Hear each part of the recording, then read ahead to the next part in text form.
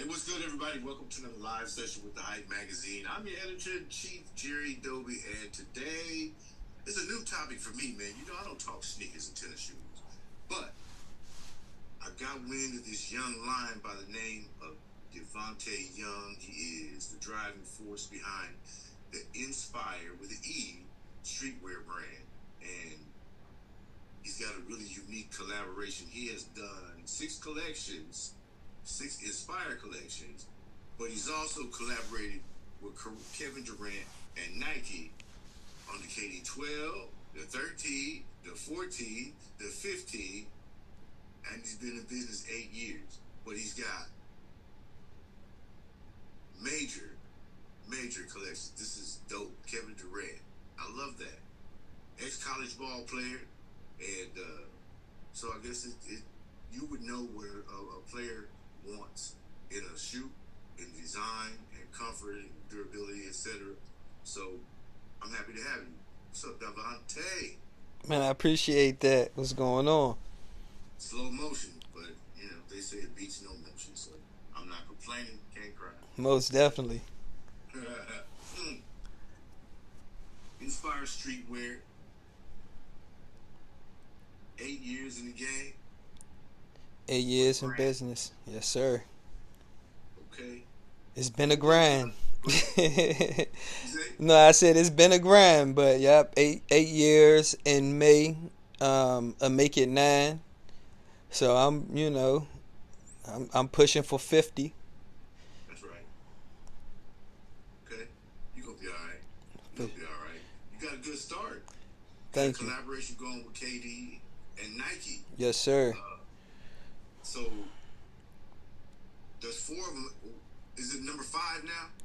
Well, not right. Still 4. It's still 4. We still on 4. I believe they working on other projects maybe for this year because we done a pretty good amount of them, and they made great traction. So I think this year, they're gonna take a break from it. Okay. So how did this even come to be? Now you're a college ball player yourself. Yes, sir. Word, a college ball player. And what school did you go to again? You mind? So I went to a few. Colleges. I started back playing college basketball at a community college in Maryland called Prince George's Community College. Okay. And then I later transferred to a community college in Oklahoma called Redlands Community College. Then I went on and transferred to a university called East Central University. And then I went and finished my senior year at another university called St. Gregory's University, all in Oklahoma outside of Prince George's Community College. In one state. Oh my lord. 3 different. Every corner. I seen all Oklahoma had to offer. And I really enjoyed my time out there. I think that's why I ended up staying out there like that and transferring from school to school. I mean, plus KD was out there. When I first got out there, I believe that was maybe his second year out there. When I first went to Redlands Community College, it may have been his second year. So we both was kind of still new out there, but I enjoyed Oklahoma living. So I just ended up staying a few extra years to try to finish up school. And I actually got all the way up to my senior year, the last 2 semesters, and said I'd rather just start Enspire, and then I just stopped going. So I'm currently in the process of finishing up those 12. I mean, I had 24, but I currently just knocked out 12, and I'm looking to knock out this next 12, maybe in the summer, maybe in the fall. I get kind of busy with Enspire, so it'd be kind of tough to knock it all out, but I'm working on it. You know what? It doesn't matter when you finish, as long as you finish. Most definitely. It's a goal that you set for yourself, and you're moving steadily forward. I mean, who's a young man who just became a neurosurgeon? He was in the NFL for years and decided he's going to go into medicine. I'm like, okay, and now you're a neurosurgeon. So as long as you keep moving forward and you got work clothes on your dream, one of them, you know what I mean? Yeah, for sure. So So it's not a bad decision. It was a good and timely decision, and obviously well thought out. Most definitely. And a lot of things played into that. I mean, like I say, shout out to KD because with me and him being friends as long as we've been friends, I was able to live the same life that he lived as I played college basketball. So at a point, I traveled the world. I did so many different things, and I was kind of a little bit older as a college student at that time. In my mind, I'm thinking, well, you 23, 24, you're a little too old to be sitting in the classroom with 18-year-olds. You know, you can always come back to school, but you need to get this thing going. I mean, and I had one daughter at the time, and then right after my senior season, I was expecting another daughter. So around that time, I was kind of balancing, like, well, do I want to sit in class for 6 to 8 hours, or do I want to try to figure out this business? Because that's what I was basically around at the time. I mean, KD started taking me to meetings and things like that. So even as a sophomore in college playing basketball, I was going to Nike meetings and branding meetings and marketing meetings and things like that. So I got to start to see things at a different rate and pace, so to say. Okay, so you and KD are friends, pretty much lifelong friends. Pretty much. I mean, we met each other the first day of 7th grade. I believe we probably both was 12 years old. We met in open gym at our middle school. We went to Walker Mill Middle School. So at our middle school, in the morning time, they used to have like an open gym to where you can come and play basketball 45 minutes before your first class start. And since the first day of school, that's what we would meet at open gym. So from then on, you know what I'm saying, that's been my guy. I mean, at a certain point, we both played high school basketball, played in the same state, played against each other a couple times. But as he starts to get a lot of notoriety, you know, he put his head down and stuck to what he knew he was going to do. I kind of veered off the path a little bit, but as I was getting out of trouble and getting myself back on track, he just so happened to be going to Oklahoma City and was like, man, you might as well move out here. You get a new start out here, find a school out here. And that was like my first time even really getting on a plane and leaving outside of Maryland. And eventually I stayed for 4 or 5 years and just kind of just had a time living and trying to figure out my life and what exactly I wanted to do, as I was, you know, blessed and fortunate to be around the things I was around. So he's just really been a solid dude for you all the way through. Like, all the way through. I mean, like I say, he, from the idea of, because I was getting into a good amount of trouble in the Maryland area, and from him just even thinking, I mean, he knew I was talented with the basketball also, but with him just thinking like, man, you just need to get away from that area. And my previous coaches was trying to do the same thing, but I didn't understand it. I'm like, I kind of want to stay around a little bit. I was real comfortable. I was already kind of making a pretty good name for myself. But KD kind of seen it a little bit differently. He kind of was like, you know, you're not going to go but so far if you stay here. You need to get outside of here.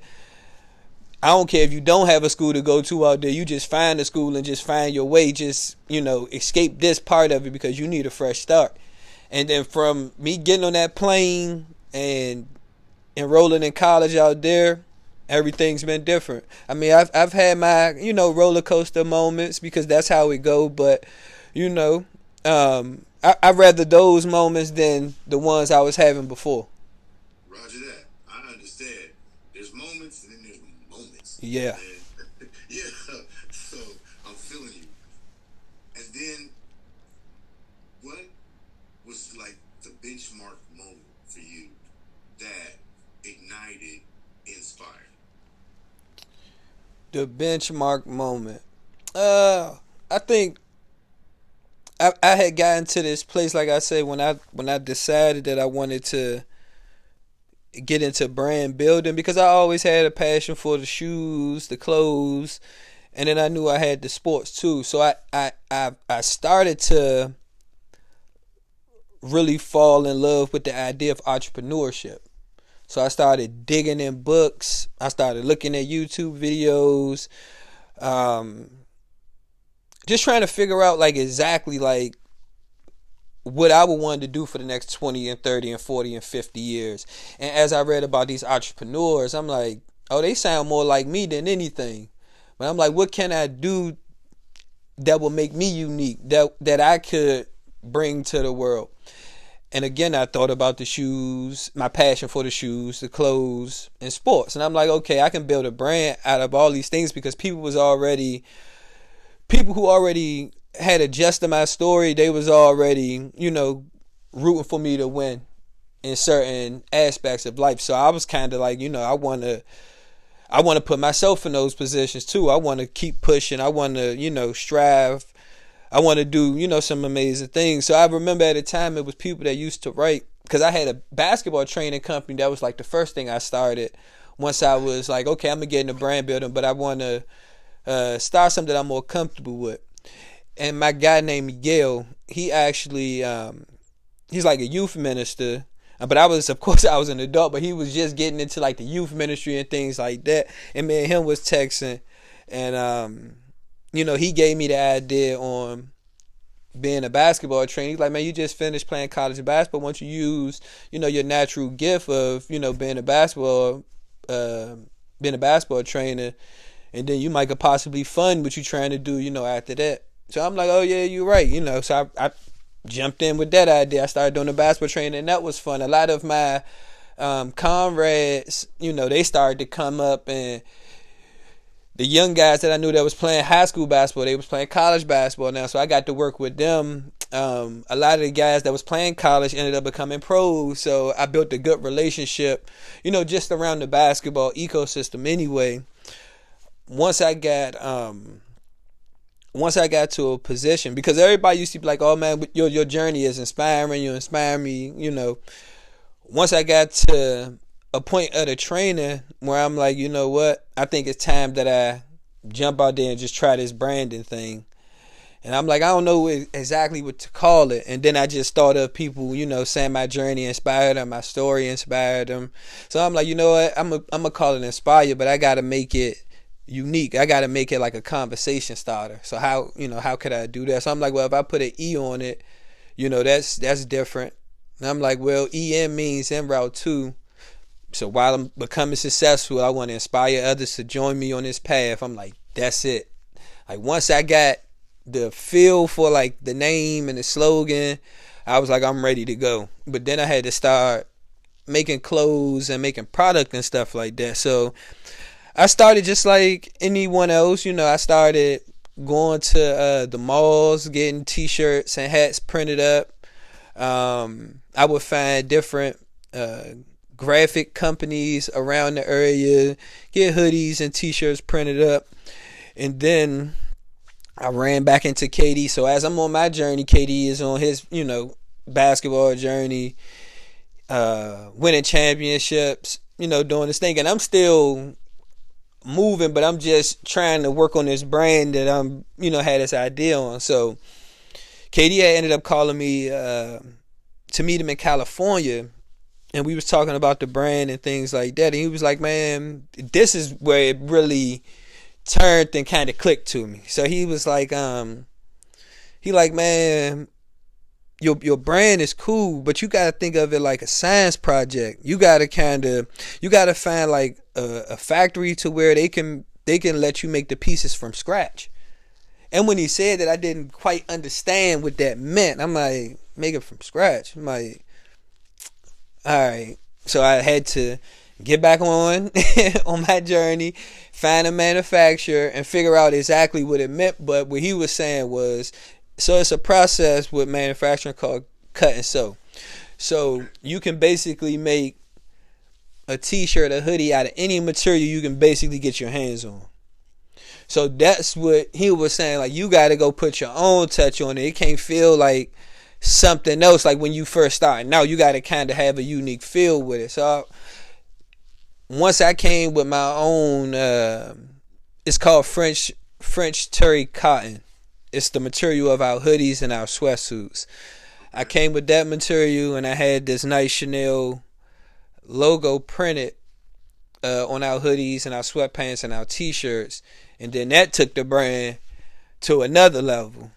And then once that motion started to happen and everything, that's when Katie had another idea of the shoe collab, and he just came randomly. We was in LA.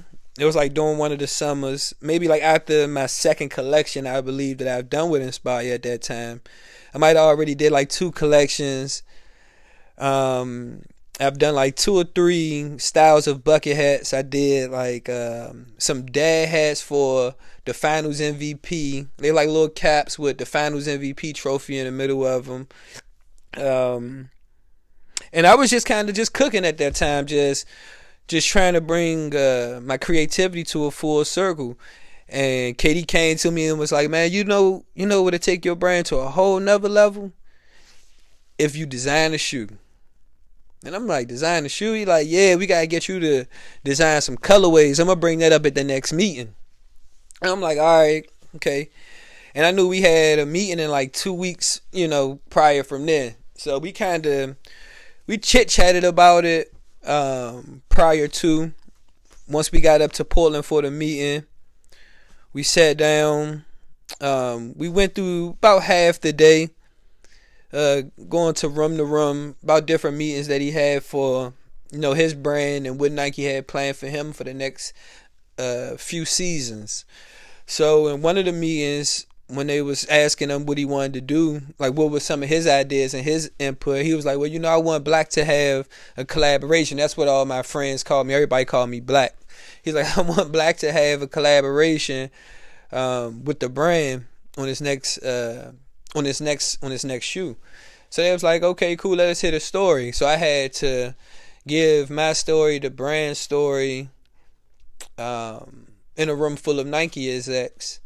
And then when I was done giving my story, they liked the story, they approved the collaboration, and then I designed the first 2 pairs, which was the KD12s, the white pair and a black pair for Enspire.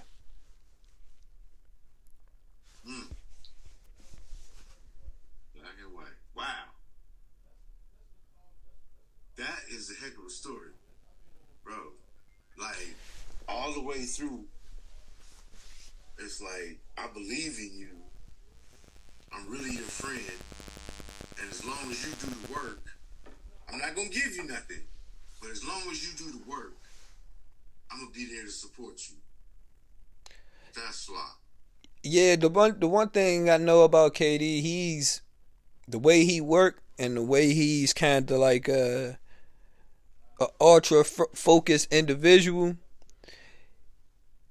He going see what you do, how you go about your situation. Do you really want to do what you say you want to do, or do you kinda want to do it? So that's one of the things that I did get to learn from is how to work, how to stay focused, how to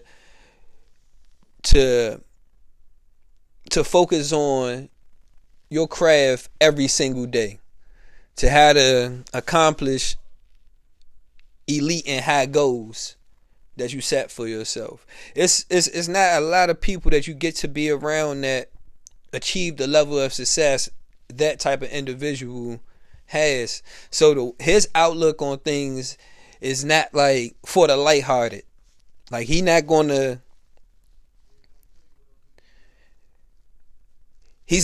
like you say, he's not gonna give it to you. He gonna more so like I put you in this spot. I see what you do in this spot. I see what you do in this spot. And if you do what you're supposed to do, then let's figure out what we can do next in this spot, and this spot, and this spot. So just having an individual like that, is another blessing. You know what I'm saying? To have an elite level doer and thinker that you've got to spend an enormous amount of time with is a blessing within itself. Yeah. The brain power in those conversations. the depth of those conversations, and to be able to present and have help to bounce off ideas and to be able to make more concrete, definitive plans and vision boards, like you said, with someone who's already at an elite level and within the circles where people are coming at him left and right, left and right, left and right. And he's seeing the levels of pitches. He's seeing, the types of merchandise. And like, well, my dude can do this. And here's an opportunity. It's like people saying, oh, well, they're opening up grants for, basketball camps. Or they're opening up grants, for government grants. It's free money. And what you going to do? Are you going to use your skill set? Use your thought process? Put you in a place where critical thinking is necessary, and you came out shining. And he hasn't been embarrassed as a friend or as an ambassador on any level.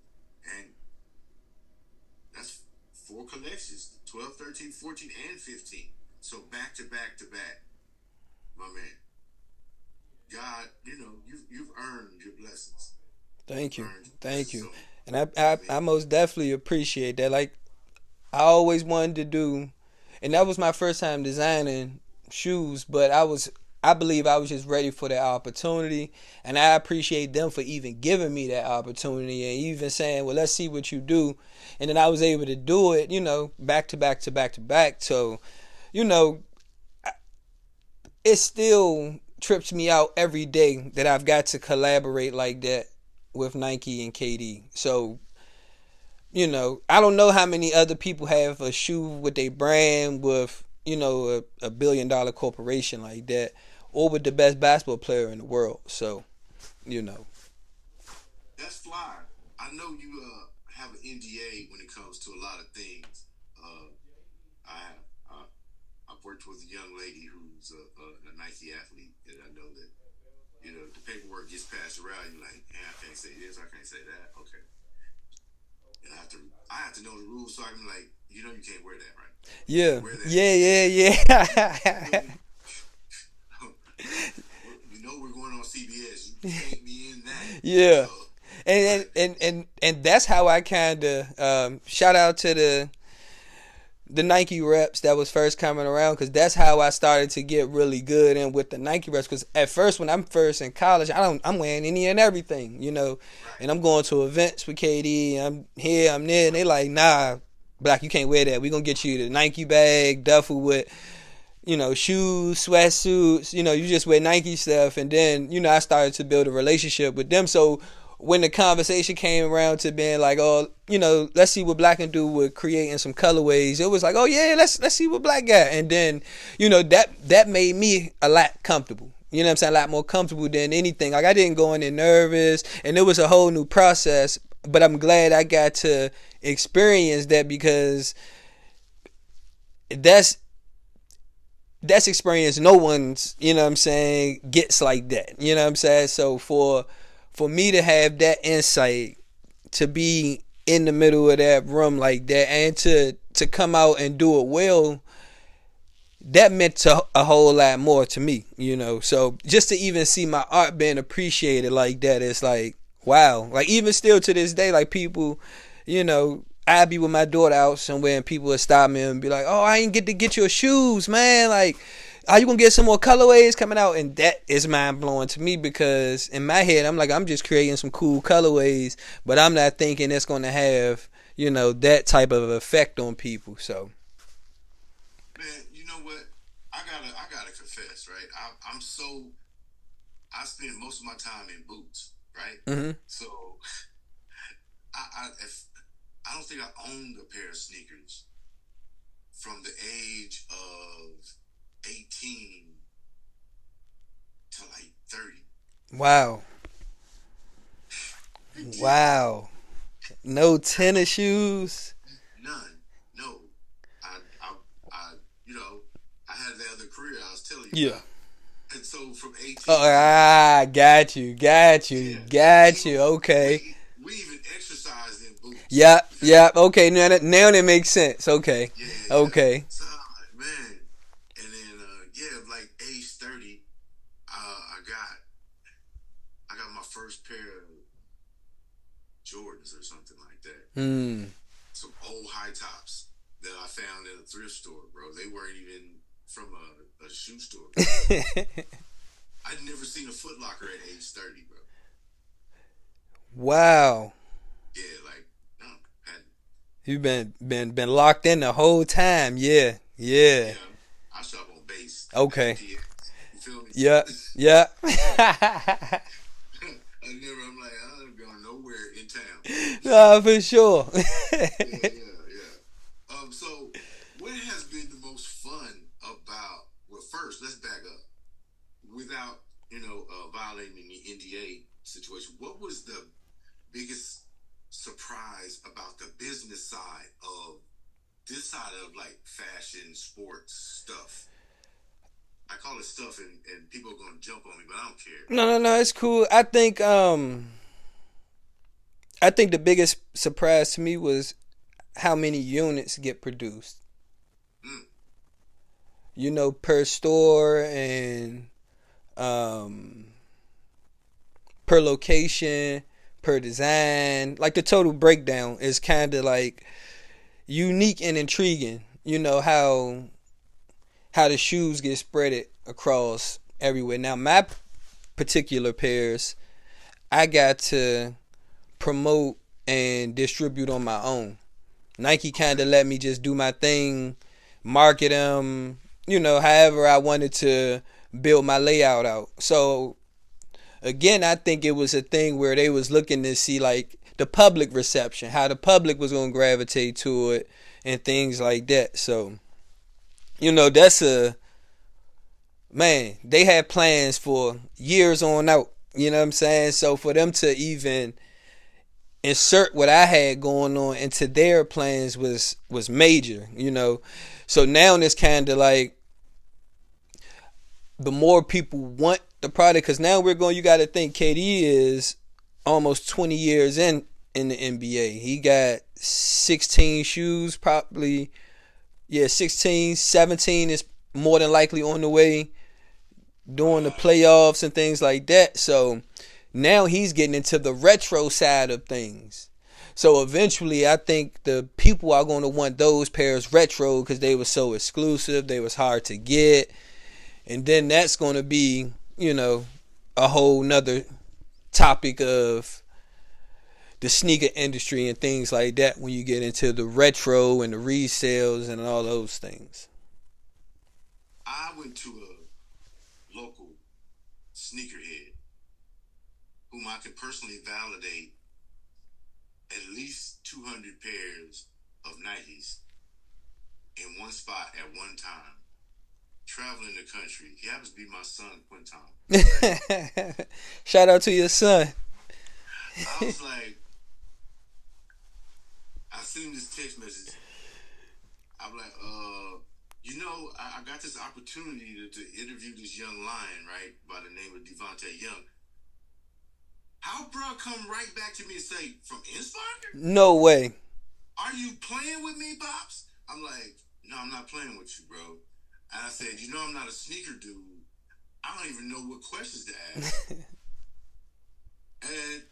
he's like, I said, man, where you at? Because we were scheduled to do this on another day. Yeah. And I was trying to get him to take off work to come and sit in with me to do the conversation. Because I'm like totally out of my head. But I said, so if you were going to ask him a couple of questions. So, Quinton. Shout out to Quinton. He sent me some questions and you might have, he says, ask him, I want to know how would you describe your style of brand? So my style of brand is more so like lifestyle, right? So, and when I say lifestyle, I mean things that everyday people does, as far as like, you can wear my clothes to the movies, to a cookout, to the mall, on a date, traveling, to a sporting event, to whatever that your lifestyle depicts. That's what Enspire is. If you're a successful, striving individual, you're weighing and supporting Enspire. Okay, okay. Shout out to Q for the good question. Look at Shout what we out to got. Q. That was a good one for sure. Okay. You answered it in the same sentence, or in the same paragraph. But he was also going to ask, did you consider it a clothing brand or is it a lifestyle? And you said it's a lifestyle. So kind of the same way hip hop is a lifestyle, it's a culture, not a genre. You feel me? Yep. It Yeah. is what it is. So we could call it a clothing brand because it has a clothing aspect to it, but it's really a motivational brand. We're really striving for the utmost level of success, and we want you to join us on that path, whatever your path may be. You might want to be the number one sneaker reseller. You might want to be the number one brand owner or the best brand owner or the best sneaker designer. But if that's your lane, you need to be pushing it at the highest level that you can possibly do it. That's what Enspire is. Okay. That's fly. Go on, Q. Go on, Q. You make me look good, boy. You make me look good, son. I'm telling you. He wanted to also have me ask, which sport are you more inclined to do designs for? Notwithstanding the fact that you're a basketball person, that's in your DNA, but outside of basketball, maybe, would you consider doing cleats or something like that? See, that's one of I started sports playing football. So I played football all the way up until I was 14. And then that's when I really just stuck with basketball and decided to take that more seriously. But I most definitely want to do cleats. I'm most definitely in the process now of even finding my own manufacturer to do either football cleats or another tennis shoe or another lifestyle shoe. Just, things to just keep my creativity going, and seeing if some athletes want to sponsor a new brand or be a part of a new brand too that's in the same industry and things like that. Okay. So you ready to have fun with it? I'm ready to get right in the mix. Man, what about like I'm a hoodie freak, right? Yep. Talk to me about making like custom hoodies. I know it's more than a design because the reason it just flashed back to me when you were talking about cut and sew. Yep. Process when you're doing your outerwear. Yep. Item. Can you talk to me about that process? Yes, sir. So, and that's a great question because I was just before we got on this call, I was just texting a manufacturer back about the process. So it's still fresh on my brain. So with that process, you get, let's say 3 samples. You get 3 samples, and then it's production, and then it's post-production. So the first sample is like fabric. You send in a fabric. They source the fabric, and I'm the manufacturer. They source the fabric. They figure out, how much fabric they need to get. They cut the fabric to your liking. Now you get to adjust it as you may. So since it's just a sample, it may just come as a raw sample. So it might be a hoodie, but the sleeves might be a little bit more baggier than you want, or the waistline might not be exactly how you want. So you get to send in adjustments. And then from those adjustments, they send you back that sample. Once you get that sample back, you make the final adjustments. And then you okay the final adjustments. Then that's when the pre-production comes into play. Once pre-production start, then it may take about, I say 30 days from pre-production to post-production. Once that's done, that should be your order completed. Then it should be getting shipped to you. So that's like another, let's say 14 days, depending on if it's by sea or air. So in total, it may take 45 to 60 days for the whole process from creating the piece to getting it to your front door in bulk. Man, do you have when this pandemic nonsense hit, right? Right. And the container ships were stuck in the ports. Right. Did that interrupt your flow? And if so, how did you make it through? I didn't even think too much about the pandemic. I got through it swiftly too, to be totally honest with you. So I think one of the unique things about myself is I have this I have a keen sense of like seeing things or having, I'm not even gonna say see, because that may to other people that might seem like, oh, I just knew that was gonna happen. I have a real good feel of most times I have a real good feel of what I should do and what I shouldn't do and how I should do it. And as a business owner, I'm very aggressive. So when the pandemic was on this, I was already getting, I started from 300 pieces, right? So 2 or 3 years prior, I got 300. Okay, I'm gonna sell out these 300. I'm going to 600. I got 600. Okay, I gotta go to 1,000. And once I got to 1,000 pieces, it was probably about, the pandemic was just about to hit because I had just got an order of shoes in. So I may have had about 1,200 pieces right before the pandemic hit. Now I already had started my brand online 4 years prior. So as everyone is stuck in the house and couldn't go anywhere, I was already conducting my normal business because I was doing it from inside the house the whole time. So when all of my product came in and everything was shut down, I just operated as I normally would. So I just had everything kind of, I don't want to say pre-order because I normally get everything in January anyway, right before Chinese New Year, so I don't get caught up in that. So that was like my timing anyway. Like, I'm just going to get everything in by January. September and January is like my hit months. Okay.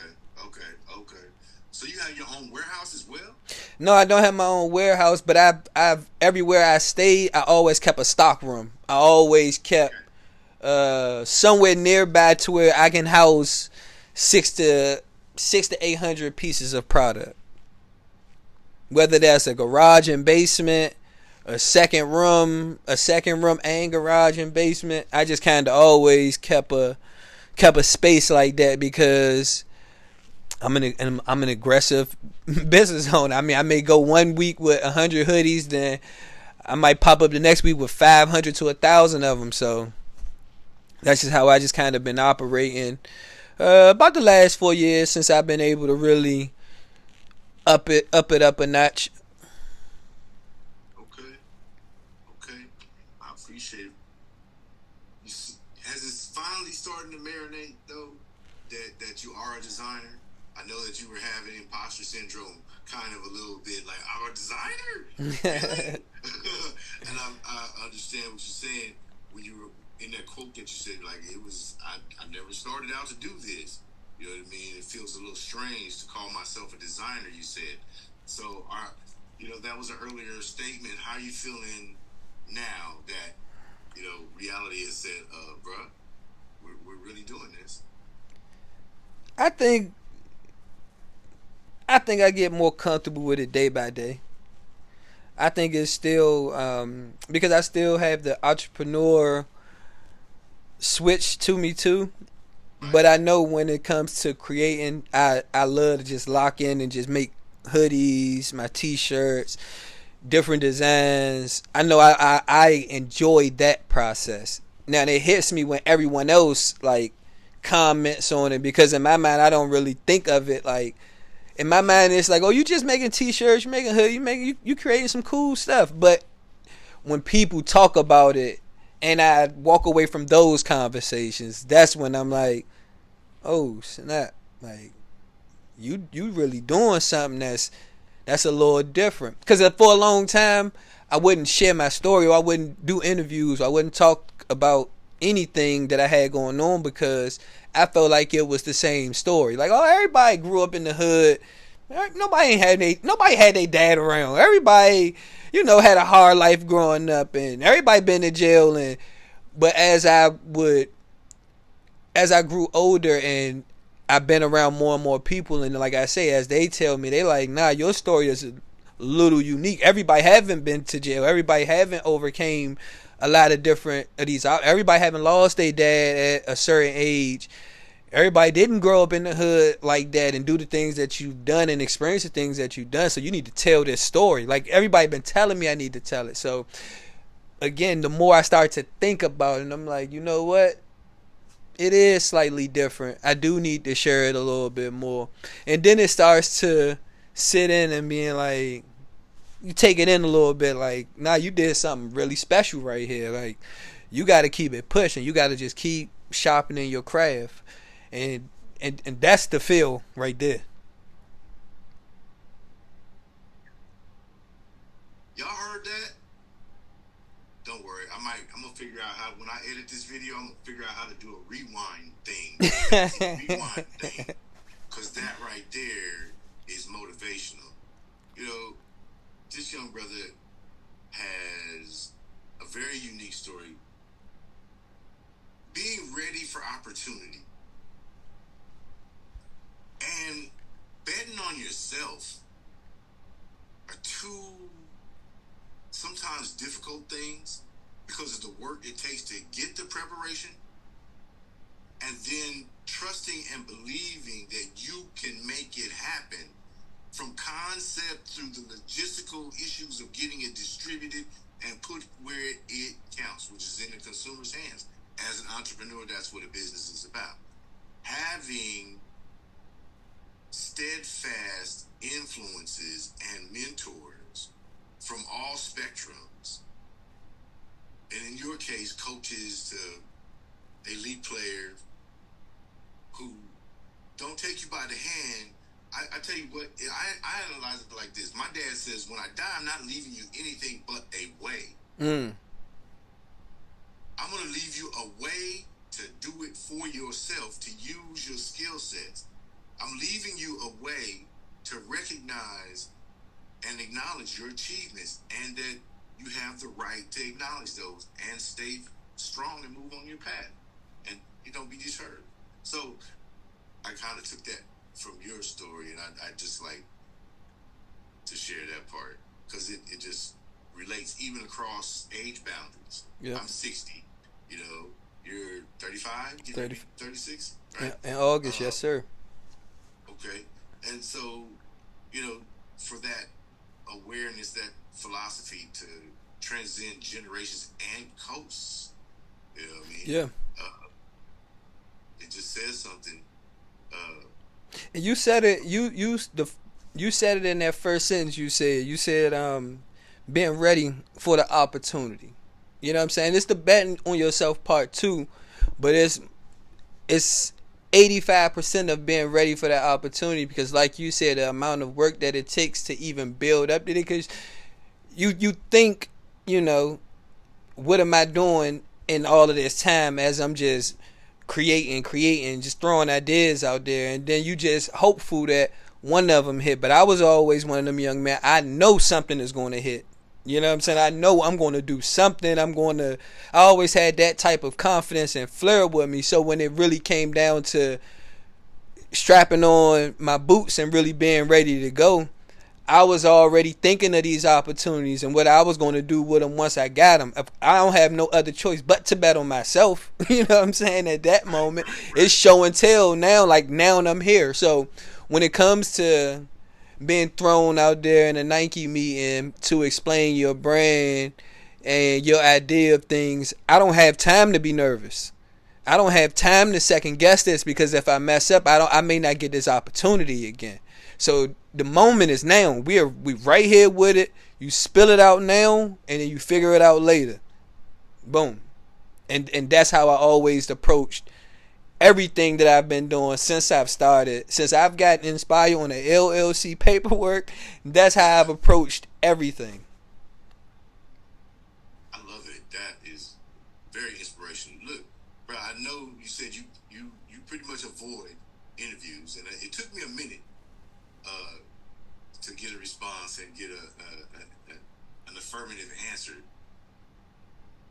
because I know that everybody wants to talk about Nike or they want to talk about KD. I'm so happy that you gave me the opportunity so we could find out about DeVonte. Yes, and sir. The mind and story of DeVonte and how you think as an entrepreneur. You know, I can listen to Elon Musk. I can listen to, the Sharks and Damon John and the history of FUBU. And several things are different. And then several things are the same. Basic business principles are the same. You have to start. You have to understand what your concept is, what your media message or your message to the public is going to be, and the buyers, you know what I mean?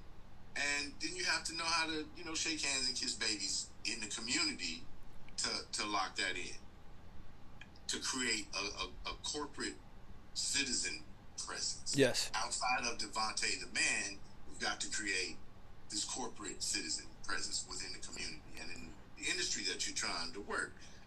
The difference being, when FUBU was, doing their thing, and they still have some ancillary things going on, but at its height, there was no social media. The internet was really only released to the public, in what, 1990, something like that, I think, before that thing, right? So, or even later, 2009, to the public. I'll look it up, but there's a general release going from supercomputer and governmental organizations to the general public, and that flow. And I remember when, I was on dial-up, man, AOL was charging 99 cents a minute, Jack. You had to buy a package. So to agree to what you say, remember in those times they used to tell people it take 10 years to be successful. So with me thinking, well, I got the internet, I got social media, I got X, Y, and Z, I'm like, it should take me 5 years to be successful. I did it in 4. But I was thinking like it should only take me 5 years. I can cut this time in half. But that's how I was thinking. I'm thinking how I can cut that time in half with the new technology that we have. Like I said, I started my branding business online. I didn't go to the store brick and mortar route. I just kind of was like, you know what? The mall's losing 75% of their customers anyway. Right. So eventually people going to shop only online. And then now I'm even saying it even out loud. Now you got Amazon moving at a high rate like they moving. You got people just sitting on their phones around from October to December shopping for, holidays, birthdays, Christmas, Black Friday. It's just a whole real block of like online shopping where it wasn't when I first started 8 years ago online, but now, and I figured I would be a little on time, if not late, but now that I see how everybody is kind of operating, I'm like, I'm at a point where I got to use social media to my advantage. I got to use the internet. I'm one of those .com millionaires, if you want to put it in those terms. I built the online website platform that accumulated $1 million in sales. So to even think about something like that is like mind blowing. To the first process when you're thinking about how you have $100 product or a $40 product or something like that to accumulate and generate those amount of sales. But it's to social media, it's to the Facebook ads, it's to the whole transformation of social media and the internet, so to say. Me and my guy Mees, he's from Oakland, California. We might have spent, like when we first started building out the online presence and doing our shoots with the samples, we might have spent 13 hours a day. Okay. Now that I think about it, like 13, because he would stay with me. He'd come over at 9 in the morning and wouldn't leave till 6, 7, 8, 9 the next day. And we would do that every other day to the point where I just kept him with me for like 2 or 3 years maybe. So he still is a big part of of the team, so to say, because he did all of the content. Him and a couple other photographers, but he was like the main one that sat with me and kind of was like, I told my ideas and he was able to bring it to the present, to right in front of us. So having an individual like that is clutch and key. Content. That's what I focused on the most, was the content. Content. Okay. All right. I would like to know,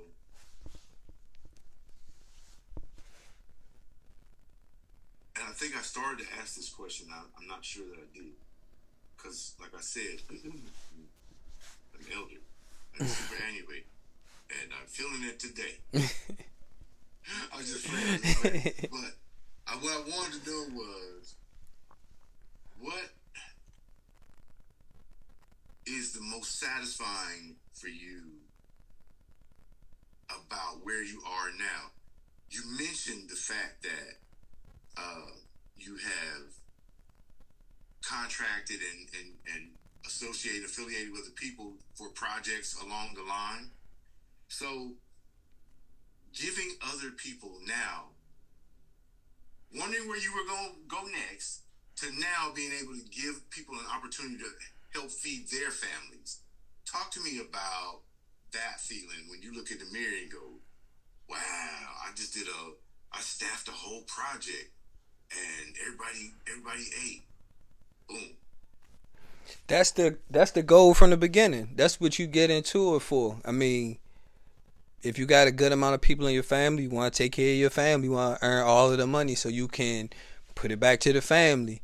If you an individual that a given individual that want to take care of people, you're going to try to put on as many people as you can and kind of do the same thing. That's kind of always been my idea and my vision of it. I mean, of course, I got a bigger one on a larger scale that I still got to work my way up to.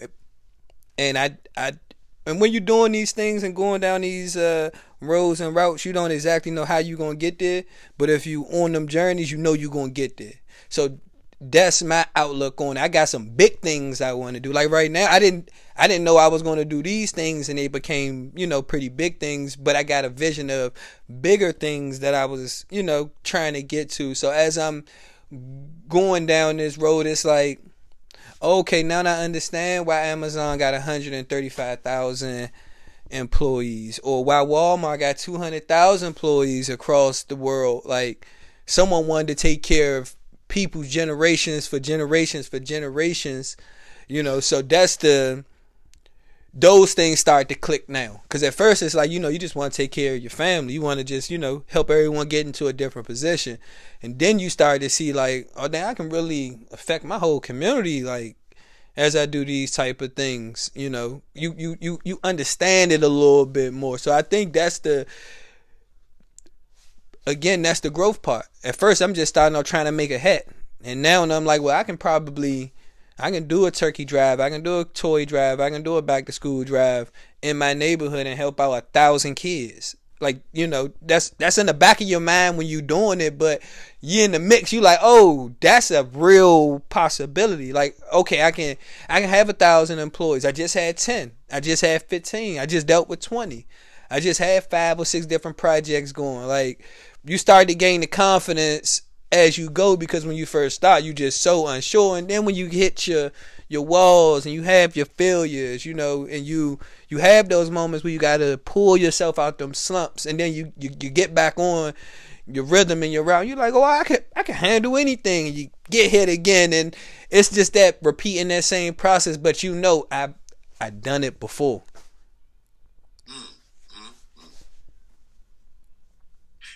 All I can say is I love talking to you, bro.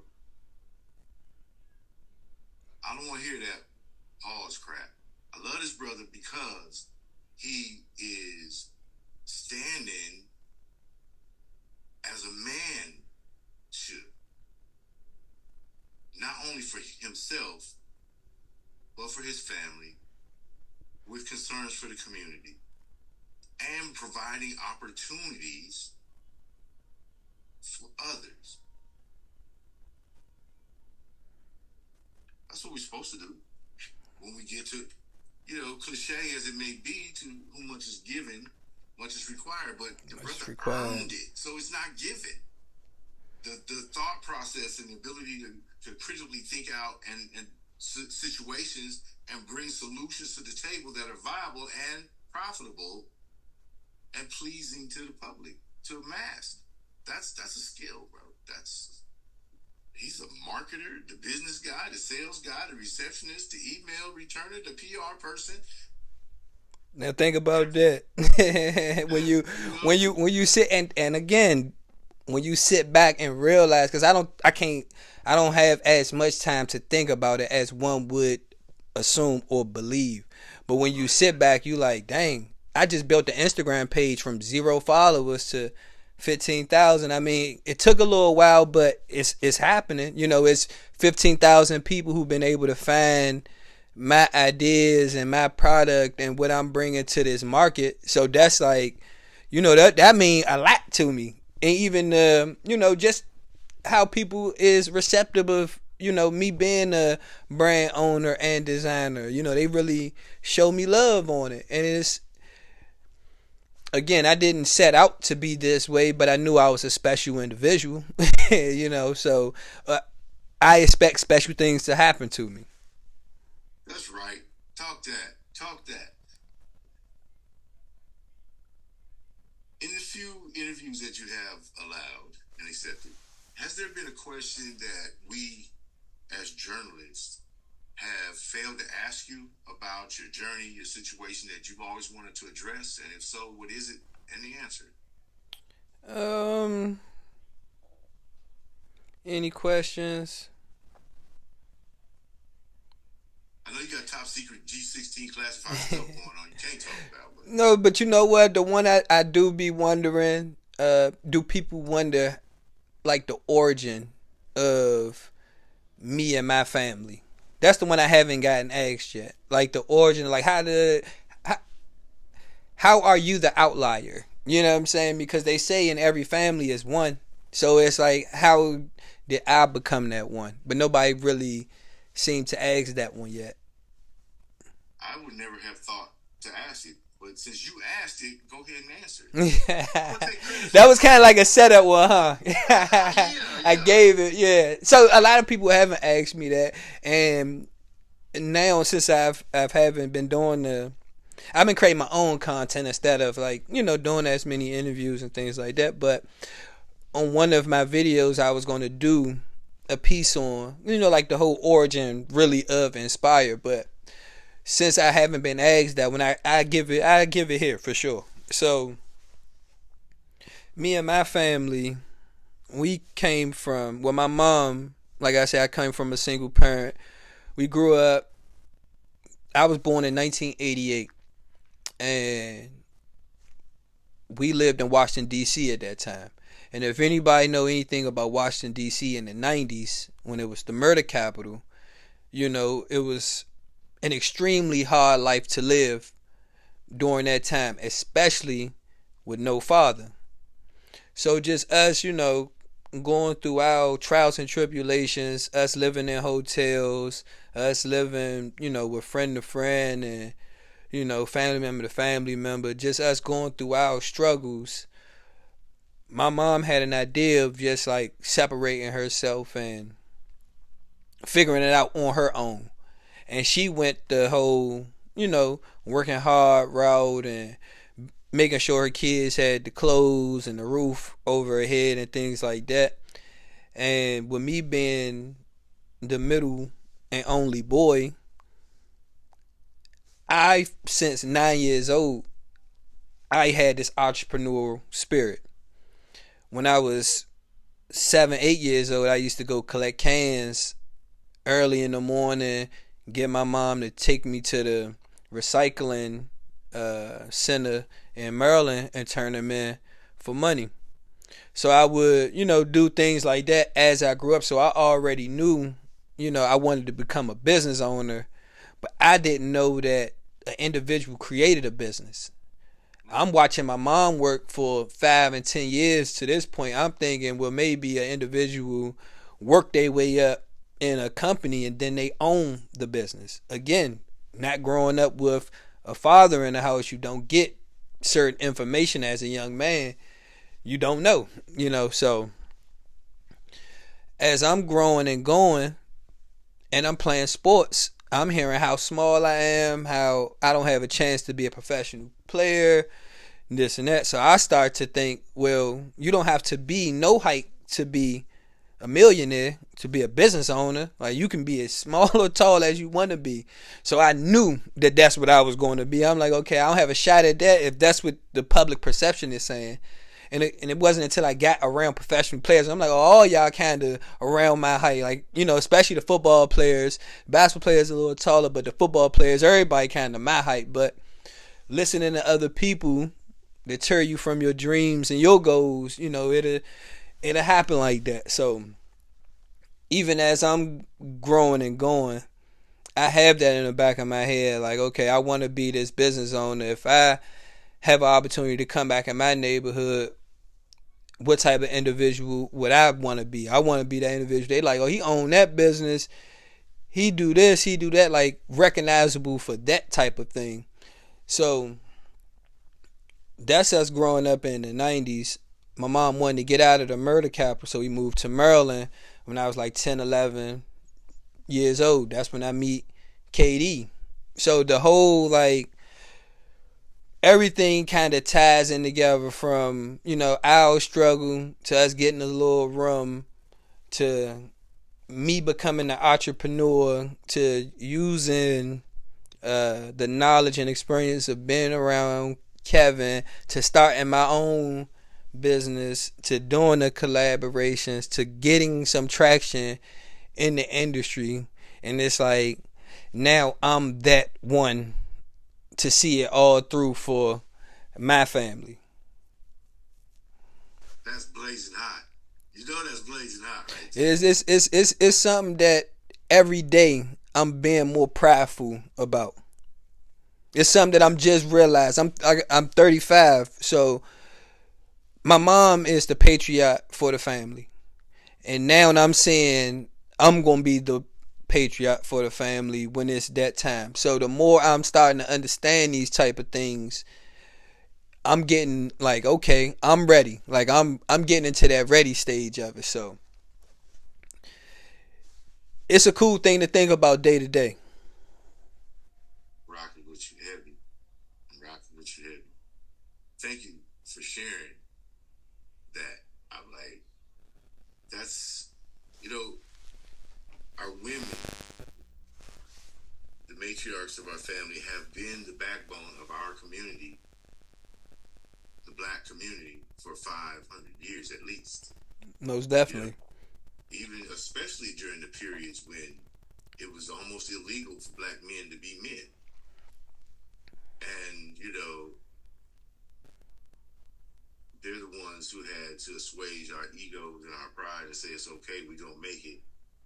And give us the strength, to wake up and meet the sun the next day. When it would have been so much easier to either lose your mind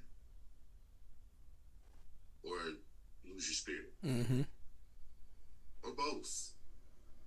They kept us together. So the fact that you desire to tell that story, I'm a dude with a mother and 9 sisters and a bunch of kids. 6 kids, 15 grandkids. The hope that the impact and the training that we got from our women, early on, is that we'll still be here to pass it down, and our children will be receptive to those lessons, adjusted, of course, to the times that we're living in. Most definitely. But critical skills nonetheless. Yes. Yes. Okay. So, man, let them know where they can find you, and then I have one more request after that. And actually, is there anything you want to cover that I didn't cover? No, that was a great conversation. I believe we covered pretty much everything. I mean, the people can find me. I'm on Instagram, Enspire Streetwear, Enspire Streetwear, all one word. Also on TikTok, Inspire Streetwear CEO. I just got a TikTok, so I'm new to that space also. And those been like my main two social media platforms, Instagram and TikTok. Okay. And then the website you said is coming. We got the website. Website is up and rolling. It's been up and rolling for a nice little while now. Like I said, about 6-7 years. InspireStreetwear.com is the website. We always uploading new product on there monthly, every other month. We got our upcoming collection, which is the 7th collection. That should be dropping around the 9th anniversary. So, got that cooking. And you get around the country. Do you hit the sneaker cons and all that? I done did 100 sneaker cons by now. So that's the thing that's what got me in the space of pretty good, doing the sneaker cons and doing the sneaker events and things like that. I actually travel to about 10 or 15 a year. All sorts of sneaker conventions and things like that for sure. Alright. I'm going to ask this question. You probably going to say, I ain't telling you that. But let me just really ask you. From concept to production to shipping ready, the average price for a design to come from paper, from the brain to the shelves. Someone were looking to get into this business. Well, it's a lot of things that factor into it, right? So it depends on the person's process. If you have a process that's strenuous, then you might add that into the pricing. If you got a lot of driving around to do, dropping off and creating certain pieces, because certain pieces with certain fabric cost a little more anyway. Certain designs, depending on how you want it, whether that be size, whether that be material, if it's like stones or Chanel or different patterns and things like that. I can give you my process. So I create everything, so I don't have a person. I don't have to pay a graphic designer, which that might cost a person a couple $100. I do the tech packs, which also may cost a person another couple $100. Only thing I don't do is the manufacturing of the product, because someone actually cuts and sews that at a large scale of a number. So even me, so if I paid $50 for a hoodie, right, and I know I gotta pay for sampling, I gotta pay for packaging, I gotta make sure my shipping account is set up, I'm gonna factor all of that into the price, including what they gonna charge me to make the hoodie. So at the end of the total, that might be a $200 hoodie, $250 hoodie, depending on how fast you want it shipped, where you want it shipped to. A lot of those things play a factor into the pricing. Okay. Hey, it's more than I'm gonna start a store.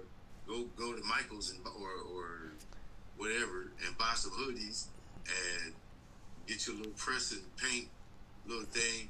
It's more to it. This is real business. You know that you say that. Would you be shocked if I told you in the 5th grade that's how I started? No, I wouldn't be shocked. My wife does it. That's exactly. And I'm right up in there. I went and got the Cricut. Look. I went and got the Cricut cup maker. Oh, you want to make cups? You got one of them too. Watch this. I'm supportive. I'm like, I feel no, it, Yep. The thought process that you laid out when you talked about, sourcing material, Oh yeah. sourcing packaging, the logistical process of getting from point A to point B, whether you're dropping it off or those Minor details, yeah. oftentimes aren't discussed with young entrepreneurs when you're factoring in a fair price. And you're out there and say you want to hit, like you said, $250 for a hoodie. And I'll pay that. Mm-hmm. I'm one of them dudes that, like, I'm going to pay that.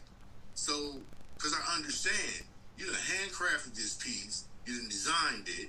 I don't know your process of manufacturing, but if I know that 750,000 people across the land don't have it, I'm running with that. Exactly.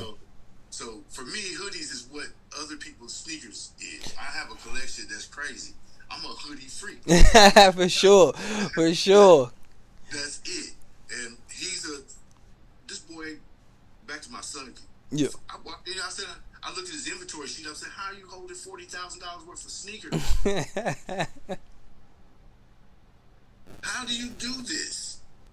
And then he rents a van and goes to the sneaker cons and sets his vendor tables up. And I'm going, that's the sport of it, right? So that's the fun part of it. Cause I enjoy, loading up my bags and meeting my team at the airport and we shooting over the sneaker cons. Like that's the thrill of it, especially when you kind of like, I don't want to say new to the space, but when you just getting into the space, like that's the thrill of it, So right now it's all fun and games right now, but the moment the logistics, like you saying, the logistics get involved and the extra thought process is like, okay, I gotta really figure it out, because those events are, from what I've experienced and what I've learned, the more events you go to like that, the more popular you get into those spaces, because different crowds get to see you in different places. Because a lot of people traveling and following those conventions because they're reselling, so they looking for the most exclusive pair of shoes that they can possibly find. So it's their own, its whole own community, really. I have learned. I look at him and he said, I got these for you. And then, my wife, who's she's into Chucks. Okay. I like Chucks. And then my daughter's into those are and they start having this long, drawn out conversation. I said, them the sneakers. But this is in that series, and look at the eyelets and this, that, and the third. I'm like, look, man, if you don't give me them shoes, I'll just buy that joints on. You heard me? Go on with that. Let me be. So I'm thrilled that I get to say I have had an in-depth conversation, fun as hell conversation with an amazing young lion from the sneaker world that's impacted. I'm like, come on, you got collab with KD, who happens to be one of my son's favorite players, and Nike, the situation, and literally streets to the suites, doing it, moving around, popping in hotel to hotel, survival to thriving. This is the kind of story we have to share. Someone who didn't give up and was ready, like I said earlier, ready for the opportunities and hungry enough to eat the bear and not let the bear eat him. Most definitely. Look at what we have now. So I really appreciate you, man. I want to say thank you and wish you much success. Anytime you want to come back and break out a new collection or whatever, shoot me a shot and I will. I'll make sure to support it. For sure, man. I appreciate that, man. I appreciate the interview. Oh no, appreciate the conversation. You honored me by moving it from interview to conversation, and so that was a compliment to me, and I thank you so much. That's love, man.